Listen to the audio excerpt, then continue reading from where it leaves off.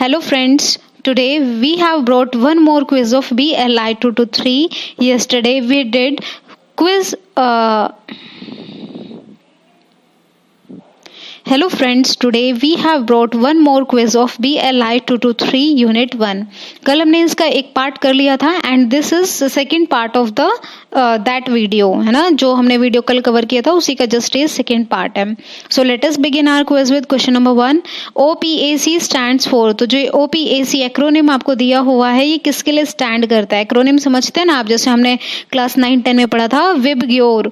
तो V stand for violet, I stand for indigo. इस type से आपको इस एक्रोनिम का मीनिंग बताना है. ओपेक.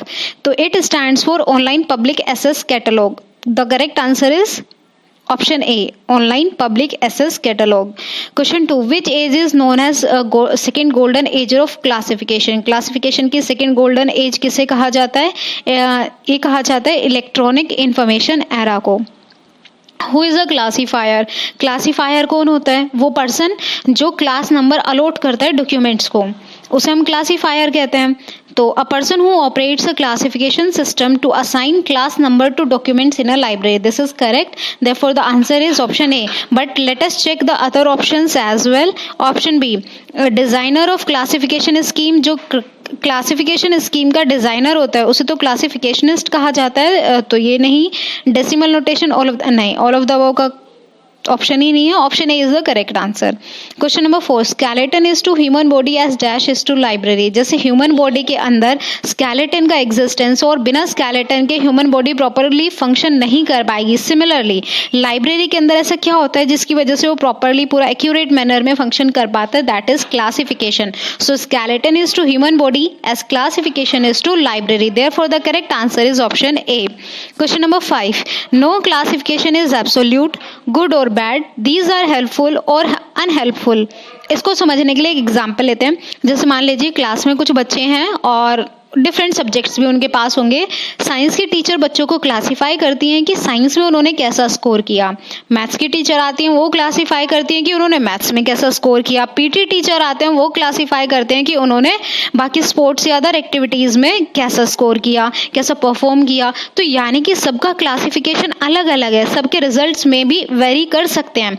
देयरफॉर क्लासिफिकेशन जो मेरे लिए हेल्पफुल है जरूरी नहीं है सामने वाले के लिए भी वही क्लासिफिकेशन हेल्पफुल हो, because our purpose is different, है ना. तो everything depends on purpose of classification. एक तो पर्पस पे डिपेंड करता है, दूसरा डिग्री ऑफ वेरिएशन, क्योंकि हमारे पर्पस का जो डिग्री है और आपका जो पर्पस है वो दोनों वेरी कर रहे हैं.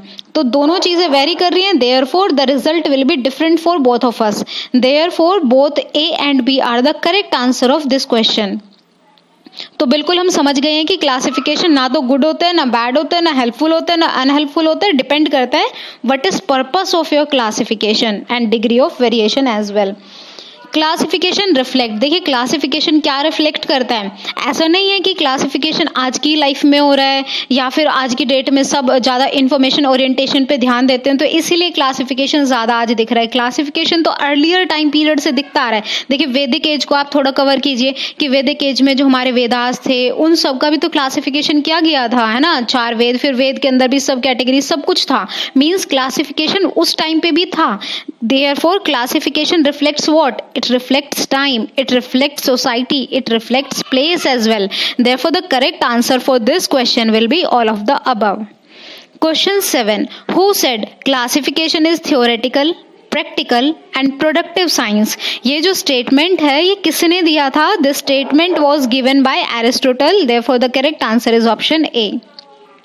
What is manifestation of classification? Classification किस चीज को एक्सप्रेस करता है? तो ये इसका मैनिफेस्टेशन है सिलेक्शन एंड पेयरिंग. तो जो चीजें आपस में सिमिलर होती हैं, एक दूसरे के साथ ज्यादा एस्थेटिक लगती हैं, उन्हीं का सिलेक्शन और पेयरिंग किया जाता है, या जिनके बीच में सिमिलर कैरेक्टरिस्टिक्स हम ऑब्जर्व कर पाते हैं ना. तो therefore the correct answer will be option C. Question 9. Who said sharpness in thinking, clarity in expression, exactness in communication depends ultimately on classification. तो यानी कि इन्होंने क्लासिफिकेशन की इतनी खूबसूरत बात कह दी, तो ये बात किसने कही? This statement was given by S.R. Ranganathan. The correct answer is option B. Question number 10, in the process of classification, जब क्लासिफिकेशन का प्रोसेस चल रहा है, हम चीजों का वर्गीकरण कर रहे हैं, तो ग्रुपिंग के बाद क्या चीज स्टार्ट होती है? After grouping dash starts. तो आफ्टर ग्रुपिंग रैंकिंग स्टार्ट्स। हम क्वालिटेटिव या क्वांटिटेटिव एट्रीब्यूट्स के बिहाफ पे रैंकिंग करते हैं चीजों की। Therefore the correct answer A, ranking